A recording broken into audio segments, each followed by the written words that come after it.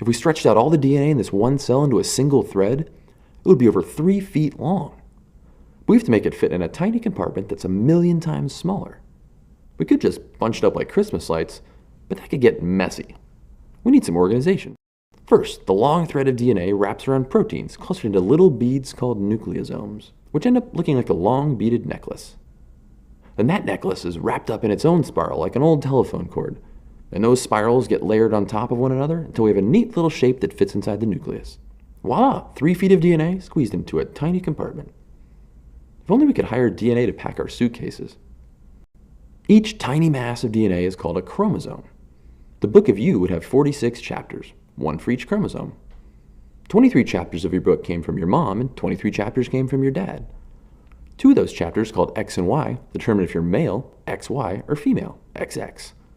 Put them together and we get 2 almost identical but slightly different sets of 23 chapters. The tiny variations are what makes each person different. It's estimated that all the chapters together hold about 20,000 individual instructions called genes. Written out, all those 20,000 instructions are 30 million letters long. If someone were writing 1 letter per second, it would take them almost an entire year to write it once. But it turns out that our genome book is much, much longer than just those 30 million letters. Almost 100 times longer. What are all those extra